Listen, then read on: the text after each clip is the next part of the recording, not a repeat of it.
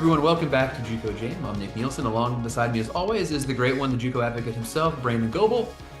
Mr. Goebel, can you believe it? It's episode 10 already. What? How is that possible? Time flies fast when you're February watching JUCO 11th. highlights. I know. We're like 6 weeks away from Hutch. Mark your calendars. Get your Airbnb. We're Oh, coming to town, yeah. I've already got my Airbnb. I'm and locked in. I will be staying at the Fairfield if anybody is interested. Come Happy work out hour. with me, 6 a.m. at the Fairfield. Nope, not Let's gonna. get right into the rewind and not talk about our workout routines. On Wednesday night, Northwest Florida beat Pensacola 77-67. Northwest shoots 59% from the field. Balanced scoring, five Raiders in double figures, led by Davion Hill with 15. And then the big game in the Jayhawk, Barton 92 over Butler 75. Grizzlies continue to struggle from deep. They hit only 8 out of 37 from three, 22%. Brent Moss 22 and 18. Is he a National Player of the Year candidate? Yes, he is. Now, for me, National Player of the Year is always going to be somebody that's, you know, taking that deep run. So Barton is kind of positioning themselves really well right now, playing their best basketball. Um, so yes, Brent is a stud. He's on Brent the list. He's on the short list. He's on the list. Big game out of Davion there for Northwest Florida. Now, were you aware? Maybe you were aware. He has a fairly JUCO famous older brother that whose Is last Tyreek Hill? Is Tyreek Hill his older brother? no, his older brother is actually Alize Johnson. Really? It's a true story. So Alize texted me after the game, of course, says, look at my bro. And I said, yeah, he's playing real well. So there's some lineage there for for Davion, but great player that's really kind of starting to come into his own.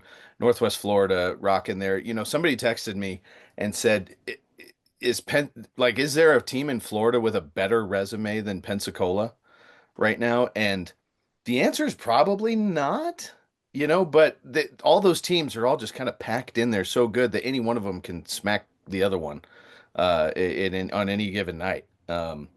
Just Yeah, Florida is really good let's right not go full spoilers. More to come on that now. topic, Brandon. More to come. I don't get the notes ahead of time, so I just You, you just react I in just the moment. react, pivot. Thursday in the WAC Jack, Odessa 76 over Midland 74 in overtime. Yeah. Jaden Reynolds and Amir Johnson 24 each for Coach Bucket and Odessa. Antoine Hearns 23 and 9 for Midland. And then a little bit of an upset. New Mexico 83-74 over South Plains. South Plains had six more turnovers. They were out rebounded by seven, and New Mexico hit four more threes, essentially the difference in the game. Four Thunderbirds in double figures. And for the game, they hit 11 threes. Hard, 11 threes makes you hard to beat. Yeah, well, you got that glorious logo at half court, which I've heard actually makes it easier to shoot for the home team. That's just speculation. They're Uh, used to it. They're not distracted by it. yeah, Whack Jack, it's like Florida, man. It's just loaded, loaded. Yeah. Um, that Odessa Midland game, like Midland was playing as well as, anybody in the country, and Odessa, sneaks in there and gets a big win. Uh, any of those teams are absolutely in the discussion for being able to make a deep run. Antoine Hearns is as good as anybody in the country right now. Um, and so and then South Plains, like we were looking at it going like, all right, South Plains kind of got everything back. Everybody's, ready to roll. They're going to just steamroll people. And Hard to the win on the team's going to road. show up and say, nay, nay. And we talked about it last week, right? That like this was kind of like the pivotal moment for New Mexico that like if you're gonna make some noise, it's gonna have to start with this game. And then vice versa with South Plains saying, okay, now if you want to, put yourself into that top 10 discussion, you go get a big win here and, chaos. So that's where we're at. Chaos grenade. Chaos. Um, Saturday, Angelina gets a big win at home, 57-52 over Trinity Valley. Angelina is Speaking of chaos undefeated. grenade. Yeah, Angelina is undefeated at home during the season. Chris Carpenter had 20. Christian Jones was 16 and 10 for the Roadrunners. For Trinity Valley, Zadie Labaki, only player in double figures with 18. And then on Monday night, we had three big games we were watching: Hutch Coffeyville, Midland at Howard, Frank Phillips at Odessa. And believe it or not, a rare occurrence happened. A rare three-team parlay of the three road teams won. Yeah. Hutch at Coffeyville, Midland at Howard, Frank Phillips at Odessa in overtime. Any big takeaways from last night's action, Brandon? Um, yeah, back to Saturday real quick. That Trinity Valley game was just odd, right? Like watching it, like it just didn't feel Angelina somehow figured out how to just completely take Trinity Valley out of everything that they do. I'm sure practice on Monday, maybe Sunday. I don't know. Maybe we were Maybe upset. Saturday night? Maybe Saturday night. I'll bet that was a doozy. But yeah, those three road games, Midland needed that bad to just kind of right the ship there. Frank Phillips has had a little bit of ups and downs recently, but kind of that was a big, big, big win for them. That Hutch at Coffeyville game was kind of an interesting one to watch as well. Just kind of an odd game where everybody got taken out of what they do best a little bit, but a big road win for Hutch for sure. So a quick recap on the standings and kind of the Power Three JUCO conferences. Midland and South Plains are tied for first place in the WAC Jacket 8-2. Frank Phillips moves to third place at 6-3. Odessa is 6-4, and New Mexico is 5-5. So only the top four would go to the region tournament. So New Mexico would be the odd man out there. In the Panhandle, once again, everyone is bunched. Pensacola in the lead at 5-2. Chipola a half game back at 4-2. Northwest Florida and Gulf Coast at 4-3. I think it's really possible that all four of those teams might somehow finish 7-5 and a four-team tie for first place, and just let I'd be shocked. those four teams. I think you just, if they played each other 100 times, everybody would win 50. Like there's just not a huge disparity, and nobody can really win on the road. It's like people are winning their home games, losing the road games, and There's not a huge disparity between a lot of these teams this year, yeah. which stay tuned for our six-man discussion later, where we just throw things in the air and create chaos. But this is the reason why, right? Like as junior college, I think is getting better. The way that the portal has impacted junior college, you're getting a lot more parity out of these teams. Like Snow has been fantastic. They've been number one for a long time. They're playing some tight games. There's that Andrew May will be the first to tell you that like on any given night, they just have to battle and claw. It's not I mean, uh there's no gimmies. Colorado Northwestern in that beautiful stone walled gym, they'll get you. yeah, yeah, You don't 100%. come ready to play. And then finally, in the Jayhawk, Cali at 16-2, Coffeyville 13-4, Barton in third place at 13-5, Butler in fourth at 12-5, Hutch at 11-6. So most of these teams have 8 games to go. So it's going to be exciting down the stretch. That's going to end the rewind, and let's transition right into this week's games in the rundown. Brandon, Wednesday night, it's going to be amazing. We got two bangers. Indian Hills at Triton, Chipola at Northwest Florida. Yeah, Indian Hills at Triton. Indian Hills has been really, really good this year. Um, Triton is now kind of like coming into their own. So Indian Hills is going to get the best version of Triton that there has been so far this year. So this is the game of the week for me. Yeah, I'll have I'll probably throw something on the Traeger, have a beverage ready to go. lots of meat. I assume you'll get some chilies to go and Yeah, some Southwestern egg rolls and be locked in. it's a great game. And then, Chipola, Northwest Florida, Donnie Tyndall, Steve DeMeo, two great coaches. First 1-60 wins. Thursday night, Connor State at Murray State because, Oklahoma, they put us on notice. We've And been on. then Odessa at New Mexico. Four big games on Saturday, Brandon. Coffeyville at Cali, Chipola at Pensacola, Casper at Gillette, one of those great Region 9 matchups. And then Indian Hills, busy week. Triton on Wednesday, Southeastern, the Blackhawks on That is Saturday. that's a road trip. Yeah. Like, when you go into Burlington like that, it really doesn't matter how well Southeastern is playing, it's going to be a dogfight. Back to backers like that on the road, that's going to do some testing and tell Cole really where his guys are at heading into postseason play. I'm actually like kind of sneaky excited about that Casper at Gillette game. Either of those teams could easily come away as the Region 9 tournament champion, and they both have a lot of firepower. Yes. They have the ability to score. They could show up at Hutch Shooters and everywhere. flip somebody. Yeah, for sure. I mean, I think the national consciousness would love to see Abdul Bashir at Hutch. Just for people that don't get to get out and see him play, and as crazy as his recruitment's been, um, he just visited Auburn. I know Louisville is in there. He's probably the most recruited player in the country right now. And but Gillette is talented. That love Jefferson Neary. My goodness. Coach's kid, point guard, like he played in they played in our jamboree, and he dove for the ball, smashed his face into the wall, knocked out a tooth, and was bleeding, and like wouldn't go do anything. I finally had to grab him and say, "Go to the trainer and get this dealt with." He was back in like 26 seconds. He's like, "I don't know. Did anybody find my tooth? Anyways, I gotta go back in." You just love watching guys like that. In a world where sometimes offense looks so painful, both of these teams have the ability to score the ball. And it would be really fun to see both of these teams at Hutch to, get to compete against a team from Kansas or a Texas or a Florida, just to see what it would look like. But yeah, would love to see either one of those teams in the national tournament. Guys, stay with us when we return. We got a special guest for you. We're going to have the first ever coach who's appearing for the second time on JUCO Jam. Intensity fuels these champion student athletes to greatness. Zurich Insurance is proud to be the official provider of student athlete insurance for the National Junior College Athletic Association. Throughout the highs, we cheer along to their screams of victory. Throughout the lows, we support them through their tears of defeat. Zurich Insurance, helping student athletes play the sport they love.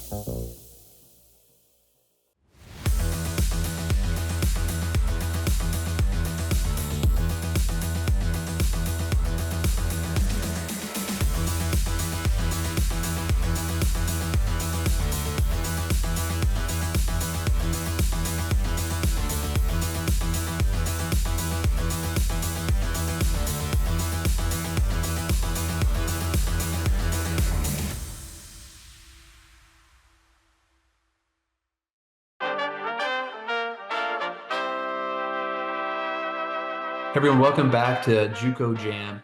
We are honored. This is our first time, two-time guest. I think we're going to induct him directly into the JUCO Jam Hall of Fame.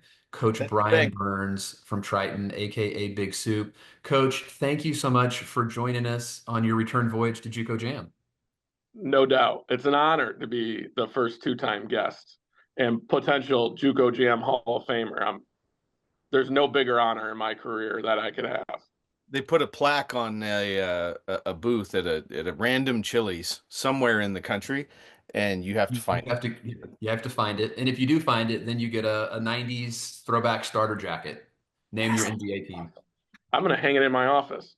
First JUCO Jam, Chili's JUCO Jam Hall of Famer. So you have been a great part of Triton basketball. You've been the second year as head coach, but head coach, or you were an assistant coach under Steve Christensen, an assistant coach under John Clancy. So you have continued the great tradition of Triton basketball and its short tenure at Division One, two Final Fours in the Yeah. past 3 seasons. Can we go 3 out of 4 here, Coach? Well, it'll be hard, but we hope so for sure. Yeah, we're trying to continue that success, and we got a good group of guys, so that's certainly the goal. Nick, This have is you an noticed how much better his beard's even gotten since last year? It's like he went to a national championship and he's like, you know what? I just like I'm really just ready to show the world how glorious this beard is. We are on a win streak, so I Yeah. think we're at 14 in a row. Okay. Yeah, 14 in a row. So the beard stays as the streak stays. So we'll see. Big one Wednesday, obviously. So we'll see what happens. Oh man. Yeah, so you guys, the thing I love about you and Triton basketball is you guys are not afraid to play good teams. You'll play people You'll play people anywhere, right? To start the season, you get a big win at Moberly. You only have three losses on the entire season. Lost at State Fair, um, at Logan, and then at Vincennes. That Vincennes game was December 7th. As you mentioned, since then, you've ran the table 14 in a Yeah. row. And what I really like that you've done, which I think is going to prepare you for the tournament, you get two of your last seven against, a top five Indian Hills team. And just talk. You can talk a little bit about Hills if you want to and getting them two out of your last seven, but just kind of your thought on, playing the good teams that you have on your schedule. Yeah, I think that's something we have done since Steve's second year. So 1920, we really make sure we go and play those marquee games. This year is probably more on the road than I would have loved. We were at Moberly, at Vincennes, at Logan, home and home with Hills, home and home with Southeastern. I think that's 5 true road games of your preseason top 25 teams. But I think that's good at the same time. It prepares you. And then for the last 4 years, we've played Hills that last game before playoffs. And it almost gives you a reset. It's just like this highly competitive game. And then, okay, hey, this is what's next with the postseason. We haven't won at Hills, but I think it's helped prepare us for a little bit of a reset of a postseason run. And then these big games are just what college coaches want to see. Last year, Hills here, I think we had 22 Division I coaches here. My phone's been blowing up just with people, hey, we're coming through, we're coming through.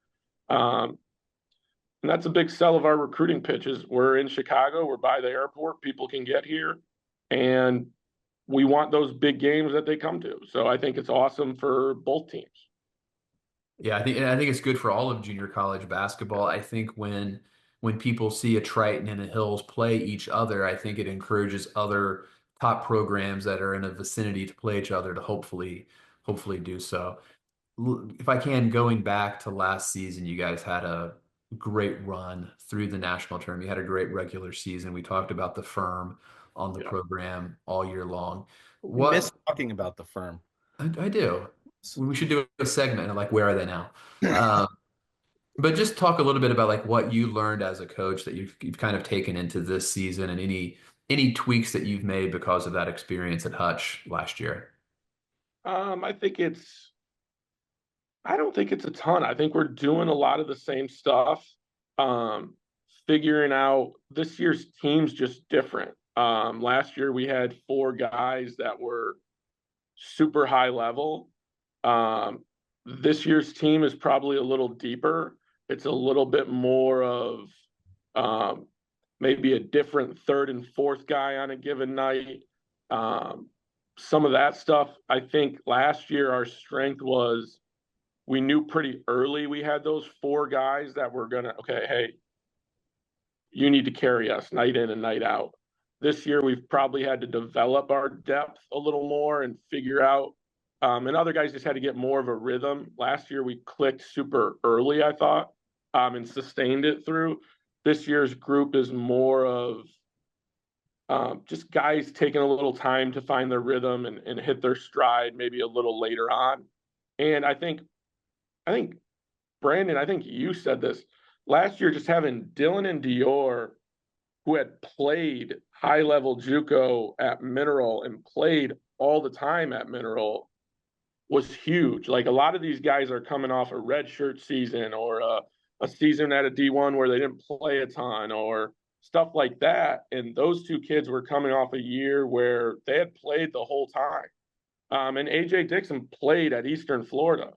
So it wasn't as much, oh, hey, we need to find our rhythm because we're coming off a year where we played 6 games in D1 or we played 20 games, but we only played 10 minutes. They kind of had it right from the jump. So I think the biggest difference from last year to this year is just kind of developing our depth. And I do think we're a little deeper this year. Can I throw in maybe something that happened subconsciously? You gave me a different answer than where I thought you were going to go. Where do you think I was going to go? Well, so as a spectator, right, watching Barton up close, they were so long last year, right? Leger Jones, Ring Malik on the wings, like they were enormous JUCO wings. And if you were to like kind of put a, nitpick at Triton last year, you guys were kind of smallish Yep. on the wings, right? The firm were not big dudes. And Yeah. now I look at this year's Triton team and I see a little bit of that Barton in you guys, right? Because you got VJ Wallace, 6'6", long arms, Tolu, long guy, Paytok Machar, Maker, right? You got a lot more Yeah. length. No, and I love long athletes You also like and 3-point shooters.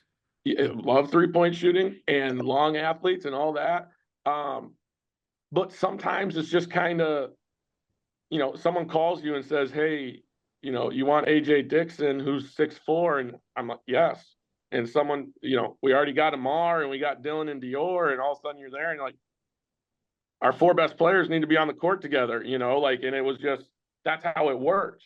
But You no, just this take the year best, we you just are, take the best guys available, then you kind of make some tweaks to and what you do to make it work. yeah, and you try and figure it out a little bit, but like, I'm not saying no to a good player, you know what I mean? And you just kind of make it fit. Now, Tolu this year being more at the 4, and with even when we have him and Paytok in, our defense is much better. We're top 7, I think, in shot blocking, and that's Paytok and Tolu both averaging over 2 blocks a game. And then, like you said, you could go VJ at the 3, you could slide VJ to the 2, you could slide VJ to the 1. He can play anywhere. And then McKeer, Matt Sullivan's long. So we are bigger, longer this year. All that stuff for sure. Talk a little bit about Anderson and Wallace, right? I mean, I think that's such a great combination, and right, maybe number 1 and 2 in your heart, but also number 1 and number 2 on the Jersey. roster numerically. But just talk about those guys because it kind of feels like, for Triton to get back national tournament, Final Four, make a run at a national championship, those guys are going to kind of be the heart and soul of making it happen. Yeah, VJ was at Illinois Valley 2 years ago, and he graduated high school at 17. He didn't turn 18 until December of his freshman year. So he goes to Illinois Valley, he plays well. Last year, he's on a partial scholarship. He redshirts with us. And this year, he's been really better than I thought. Late bloomer, grew late. He's playing some point for us. He's averaging 3.5 assists. He's averaging 6.5 rebounds. He's averaging 17 points. He's shooting it better than I thought. He's guarding it better than I thought. He's been awesome. DA, I thought we had a pretty good player when we got him, and he's been better than I thought. Elite shooter. He was awesome Saturday. He can be a great defender when he wants to be, but just that shooting, we were at Highland and he hit 3 in a row in the second half, and the scorekeeper goes, "This feels like Aguilar again." And I kind of chuckled to myself, and the next thing you know, he hits 2 more in 5 minutes. And so he's got that explosive scoring, and we were lucky to get him, and he's got 3 more years to play. And those 2 guys have been our carried a lot of scoring load, but I think our win streak is because of the other guys stepping up and figuring it out, from Caden Space, Tolu, McKeer, Paytok. Even our freshman Chase has been good for us all year. Chase has given you some great moments. Great. We don't win Moberly without Chase. We were down 20-4 in Moberly, and Chase came in and just said, I wasn't going to be scared. And all of a sudden, next thing you know, we win the game by 10. And he changed that. He's changed a couple games. Hassan Dorman was getting DMPs at the start of the year, and now he's been awesome. Matt Sullivan was getting DMPs at the start of the year. He comes in versus Southeastern, bangs 2 threes, and he's last 8 games, he's shooting like 60% from 3. So that depth has been what's really helped this team. But DA and VJ are, my opinion, probably top 25 players in the country, but it's that depth development that's really helped us. Yeah, and VJ at 6'6" as a guard. I mean, I just think when you look at the JUCO landscape, he has as much upside, I think, as any player that exists in junior college because of his skill set. And he's had a couple of dunks this year that have been, Sports Center worthy. Yeah. Just a tremendous athlete. No, and he's a great kid, great parents. Parents just coach him harder, which is rare. But no, he's 6'6". He has a 6'11" wingspan. He can dribble, shoot, and pass. and he's getting better. Like, that's the scariest thing about him. Like, he left his high school at Kenwood because he wasn't going to play that much and had to transfer to another school. And all of a sudden now you look at him and it's a great story. I pride myself on knowing everybody in the state of Illinois. I had no idea who VJ Wallace was when he was coming out of high school. And so we're lucky to have him. Little like Christian Coleman, right? Where it just kind of bloomed way late and all of a sudden just well, I mean, how many guys, you know this, Brandon, or Dennis Rodman, huh? Like a Dennis Yeah. Rodman situation. Yeah. how many guys play half their freshman year at 17 nowadays? Right. Yeah. And that's what he did at Illinois Valley. He played half his freshman year at 17 years old. Yeah. So he's still getting better. Like I said, he's really still getting better. Even just throughout this year, he's getting better. And Tolu's a little bit of the same thing. Tolu played all last year at 18. And Wow. he didn't turn 19 until August. He would have been in the JA as a 18-year-old. Yeah. He's actually, I think he's younger than all our freshmen as a sophomore. So just guys that are, some guys develop later, and we have a couple of those, and they're starting to figure it out. I love it. Love it. Well, Coach, you know the deal. This isn't a surprise question because obviously returning champion. Famer, Yeah. returning Hall of Fame coach. So our question is no secret. So, but you know what? We're still going to lean into it. I'm just going to pose it a little different. You show up to the Mecca that is Chili's, and you sit down and you order your soup, your broccoli cheddar soup, and they come out and they say, "Coach, I am so sorry, but we are out of soup at Chili's." Now, I'm not saying Chili's would do that because knowing Chili's, they'll always have that ready. But let's just theoretically, for question's sake, that they are out of soup.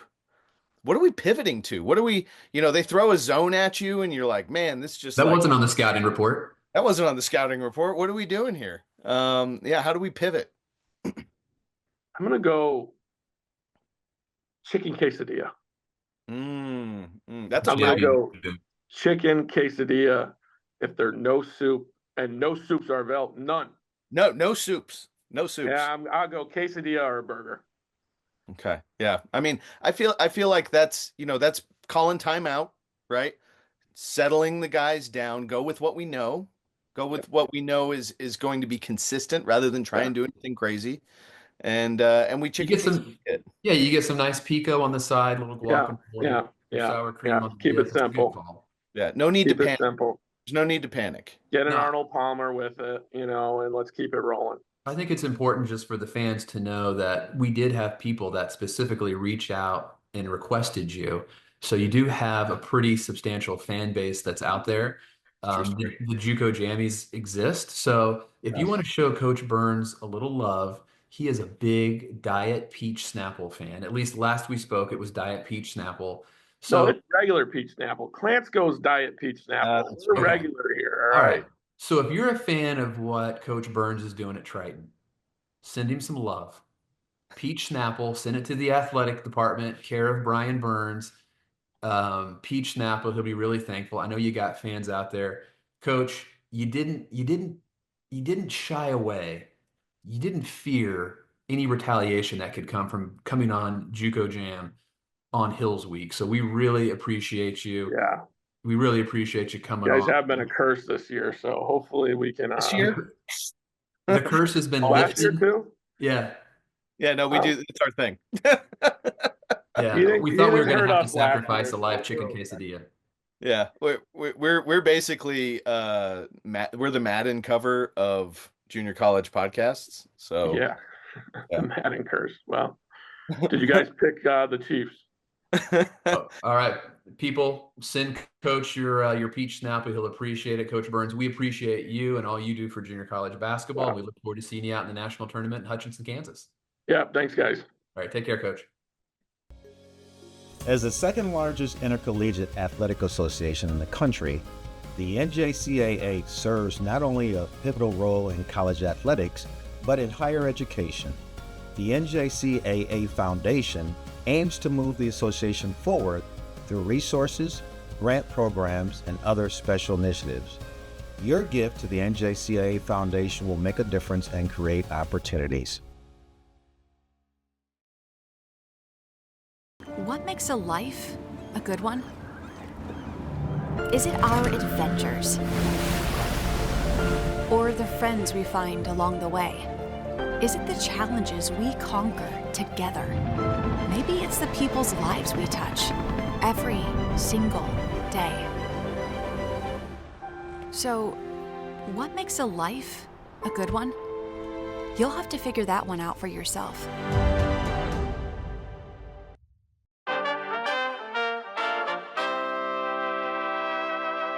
Everyone, welcome back to JUCO Jam. We are now going to get into the grind where we talk about one of the best players in junior college basketball. Today, we're going to talk about Indian Hills' Abdoulaye Fall, 6'8", 210 pounds from Senegal. He was at Cloud County last year, transferred to Indian Hills for his sophomore season.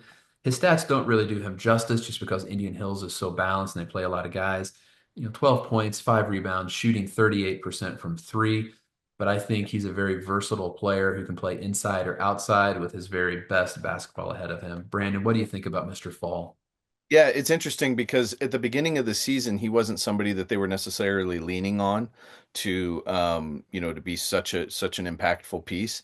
But when Zhao was hurt early, right? So they kind of had to play smaller, a lot of ways, and so like he just kind of fit in to playing that wing forward role with Will Casey and just lots of firepower there and athleticism and things like that. And then when Zhao came back, Abdoulaye was able to now take it to like another level because defenses now had to kind of deal with Zhao, and it opened things up for Abdoulaye even more. So he was really, really able to adapt there. And so it's been great to watch him play. He was going to come in really well coached up from Devin Kastrup at Cloud, who ran some really good stuff out there. So, he's got to be a smart player. And he's really shown that this year, just being such a huge piece of what's been successful, because if anybody has an off night, it just seems like Abdoulaye comes in and says, "Hey, don't worry about it. I got this." Yeah, hits big shots. I love his versatility. I think at 6'8", to play out on the wing and being capable to go, down on the block offensively and to defend fours, I think he's going to be a really, really good get for a Division I program, and I wouldn't be surprised at all if he really shocks people at the Division I level with his skill set. As we transition to the show, we're going to talk about guys that have transitioned from junior college basketball and who are doing really well. In fact, they're doing great at the next level. So we're going to do a little bit of a different format. We're going to talk about 4 guys really quickly because we have 4 former JUCO players that are being recognized for National Player of the Year awards for all of Division I at their respective positions. So Curtis Jones at Iowa State, formerly of Indian Hills, he's being recognized for the Jerry West Award, which is for shooting guards. Chad Baker-Mazzara at Auburn, who was at Northwest Florida when they were runner-up for national titles to John A. Logan. Julius Irving Award for small forwards. The Karl Malone Award for power forwards. Yaxel Landeberg from UAB, formerly of Arizona Western. And the big man in the middle, Oscar Clough from South Dakota State, formerly of Cochise, with the Kareem Abdul-Jabbar Award for center. So, I mean, for 4 guys who probably had various level of recruitments and what people thought about how they would be at the next level, but I think it's safe to say that all 4 have really exceeded expectations. Yeah, and some of these guys are going to actually get an extra year back. Curtis, as of right now, it sounds like no, because of the COVID thing, and he was a qualifier and his whatever, you can't keep up with it. But we could see some of these guys back again. Now, Yaxel's starting to look like he may actually get drafted. I think honestly, Jonathan Mogbo having such a good year, and now starting for the Raptors, and people look at Yaxel and Mogbo and go, "Hey, wait a minute, like that looks familiar." Funny how rebounding seems to translate at all levels. Yeah, they like that at the next level. You know what else is interesting about this list is 2 of them are from Region 1. And I think that's another piece that talks that will lead into our 6-man discussion here in a minute, about being able to see kind of more of these regions and talent that comes from these areas and stuff. But 4 really, really, really good players there. We're going to see at least one or two or maybe more of these guys play for that league that has Jerry West on the jersey. So, Yeah, and a we'll couple of these guys are going to be, on prominent teams in during March Madness, right? So we're going to all be able to watch them on television really easily as we fill out brackets and do all of that fun stuff that we associate with March. So it's just great to see, some of these junior college players who have gone on to have success at the I very think two of them have been number one in the country at some point this year. Iowa State was number one and Auburn. quick So, player comp for you because I know we love playing this game. Chad Baker Mazzara, Kelly Oubre. oh boy, wow. You like that? Nick just comes out of left field with these things. If you'd have said, "What's he about to say?" I would never say the player he's about to say. I surprised you a couple weeks ago with my Bobby Jackson reference. All Yeah. right, that concludes the show. Not the entire show. We got more to come. So stick with us. When we come back, we're going to have some closing thoughts we call the six man. Intensity fuels these champion student athletes to greatness. Zurich Insurance is proud to be the official provider of student athlete insurance for the National Junior College Athletic Association. Throughout the highs, we cheer along to their screams of victory. Throughout the lows, we support them through their tears of defeat. Zurich Insurance, helping student athletes play the sport they love.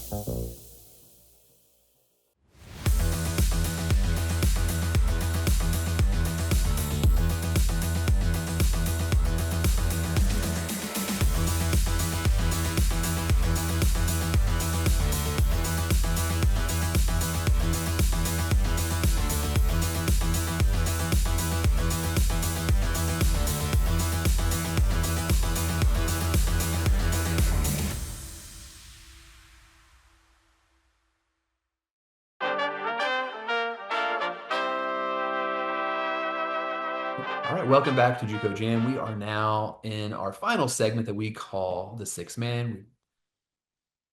We don't know how to present this, Brandon, in a great way. I think there's always thoughts on making the national tournament bigger and better and cooler and more exciting. You had a cool concept. Talk us about the concept of how you would love to see the expansion of the current format of the national tournament.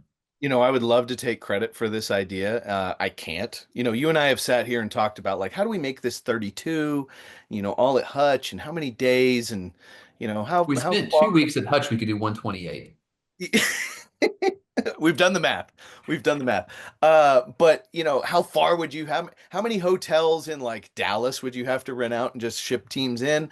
But I actually got a call from a JUCO head coach who I'm not going to reveal quite yet. We haven't discussed whether or not he's okay with me pinning this idea to him. But hear me out. Hear me out, Nick. A field of 64 teams in the national tournament. Now, obviously, we're not sending 64 teams to Hutchinson, Kansas. We would completely overwhelm Wichita, Hutchinson, and McPherson, and it's just not reality. But hear me out. Regional sites. We would have 8 regional sites prior to the tournament. Now, these would be based around where your team is located if you make the tournament, right? Not sending teams across the country to a regional like the NCAA, but regional sites that are actually within driving distance for you. So 8 teams at 8 regional sites playing down to getting 2 from each regional site so that you have 16 teams left to then play in Hutchinson as the final 16, rather than having 24 would allow for everybody to be in Hutchinson rather than staying in Wichita or McPherson. And Hutchinson would have one of those regional tournaments as well, I believe, so that we, Give make them sure some extra juice. give them the juice, that Hutchinson needs at the sports arena. But 8 regional sites narrowed down to 16 teams playing in Hutch. I think from a cost-effective standpoint, you could do it. And like we talked about, junior college is getting better. we may never get back to the days where you have 25 high major players. It's just a different world now, right? But I think that mid-major D1 talent is just increasing because all of these high school kids are now going JUCO that normally would have gone straight to Division 1. You got two of the best players in the entire country are coming from Region 1 who has to go play in a district tournament against Region 8, 18. We don't get to see Region 1 at the national tournament very often. This would give some more publicity to teams and more opportunities for teams to play in a postseason. What say you, Nick Nielsen? I like it. I like it. I've come to appreciate the nuances of the 24 team system at Hutchinson. Mhm. So as a thought exercise, would you take the format of your 64 team theology that you proposed? That gets us to 16 at Hutch. Could you then go have 8 at-large bids to maintain the same 24 at Hutch? That you would pull from the regional teams that maybe didn't make it to the final two? I mean, I I'm open to any and all ideas. Now, I guess I would say that, if you have a team that had a loss and now all of a sudden they could make a run to a national championship, there might be some thoughts on that. But, I think we start with everybody agreeing that we need to figure out how to have 64 teams, and then we just figure it out from there, right? Yeah. No, Um, I think want to elevate the product. yeah, I think it definitely elevates the product, and part of that is getting host sites that have the ability and capacity to, put a quality live stream product that exists. And there are a lot of regions where not everybody gets to participate in the region tournament anyways, right? I mean, you look at West Texas, right? They're taking the 4 top teams from the Whack Jack and the 4 top teams from the Northern Texas, right? The McLennans, the Rangers. So not everybody gets to participate anyway in a region tournament. So I don't think that can be held against it. I like the format. I mean, is 8-8s better than 16-4s, right? If you're trying to even limit, if you're not trying to play to a final champion at that 8 site region, is it better and more cost effective just to do 16 4-team sites? We can do the Uh, math. We can do the yeah, math. We have the calculators. let the math dictate. But no, I think it's an exciting possibility. I think there's tweaks that could also be made within the current district structure to get that current district structure either down to 12 and have 12 at-large bids, or to increase it to maybe 20 districts and then have 4 at-large bids. So I don't know my gut feeling is that the NJCAA's preference would be to maintain the at-large bids in some capacity to ensure that, they could, I don't want to say like protect teams, but to ensure the best possible teams Yeah, end yeah. up I at. think you still have at-larges, and you have now your tournament automatic qualifiers. Maybe you add in some regular season automatic qualifiers, and then your at-larges as well. So the one thing I think that I would from your format, the 8-8s, Hmm. eight sites, I would have those 8 winners be the 8 teams that got the buys. You'd have 16 because you'd get down to 2 at each I'd site. go ahead and play at the 1. Just go ahead and play at the 1. Just And then I would give those 8 winners at those sites, I would give them one of the what 8 you at, would I would reseed. You'd I would reseed give what your top 8 seeds would get. Yeah, I would give those top 8.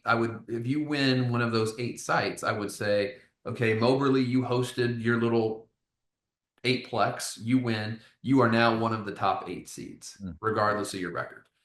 And then you take the runner-ups, all the runner-ups go, so that gets you to 16. And then I'd let the committee take another 8. Give me 24. Give me 2 extra days of Chili's. I'm there for it. We went more than sixth man. We went to like end We of the. use the whole roster. We put in the walk-ons. We Yeah, put in the. everybody got to play today. You want to play? You want to play? You get in the game. Well, we covered a lot, some of which that nobody may care about. But if you have an idea to improve the national tournament or what you would like to see happen, feel free to DM Brandon. He would love to hear about it. But Brandon, hope you had fun today. If you're out there watching or listening, please share this with someone, give it a like, And I hope everyone out there has a great sports week. Triton, Indian Hills, Wednesday night. Chipola, Northwest Florida, Wednesday night. Let's start our week with a great evening tonight of junior college basketball. Have a great sports week.